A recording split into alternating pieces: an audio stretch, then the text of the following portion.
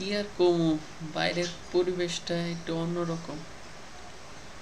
আমার রুমের পাশে একটা পাখি দেখতে পাচ্ছেন, চড়ুই পাখি। বৃষ্টি হচ্ছে প্রচুর।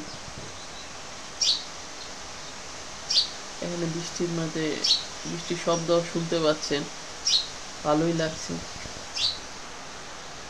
বৃষ্টির পাশাপাশি একটু অন্যরকম লাগে পরিবেশটা। আর কি আর কমু, কিছু ভালো লাগে না।